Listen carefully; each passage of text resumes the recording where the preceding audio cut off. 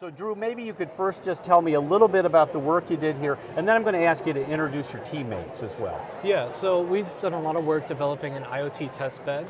We're part of the IUP research department in the computer science. So IoT is the Internet of Things. So a lot of these devices are used in critical infrastructure all over the country. So you're talking about microcontrollers, sensors, and all the different devices that are used. So SCADA systems have recently been in the news, and we've been working with the vulnerabilities that they have. Tell me just a little bit more about what the data that you've gathered is and how you might use that going forward. You're part of a long-term project, I think, so you're doing a piece of the work, right? Yeah, so it's been an ongoing project. This is our second phase of it, and this is where we started to develop the actual test bed.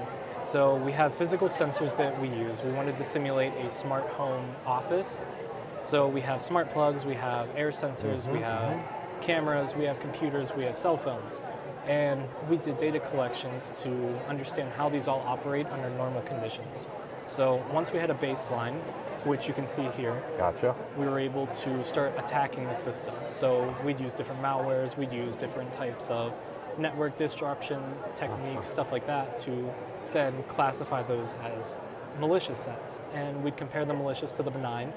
And in phase one, they were able to develop an algorithm using AI machine learning. Seems like you're making some real contributions to move the state of the art forward.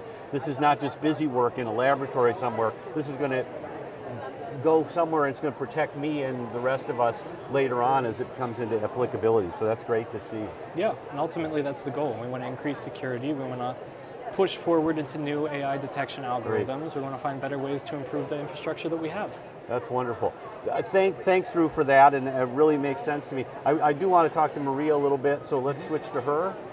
So do you want to talk a little bit more about Dr. Farag and what he's brought to the table for the group? Is he good to have around? What does he bring to the mix of your learning here? He is a great mentor. He has provided us with ample resources. We have a machine in our research lab, which is funded by the NSA grant. And he has conducted these weekly meetings and prepared us for the rest of our future in this project. Great. So I just want to be clear, you're all undergraduate students. Yes. What year are you? I'm a senior. I'll be graduating in May. And what about your team members? Drew is a senior and he will be graduating in December. And Zarin is also a senior and will be graduating in May with me. Wonderful. Well, congratulations on that. I just have to observe that when I was in undergraduate school, I never would have done anything like this. Only after I got into grad school did I start to get into real projects that are making a difference here. So it's great that you're able to do this, make these contributions, and I know you're going to all go off and change the world in great ways, with great jobs, I'm sure, right? So thanks for explaining the work to me. Thanks for your good work, and good luck with the prizes today, I guess. Thank you.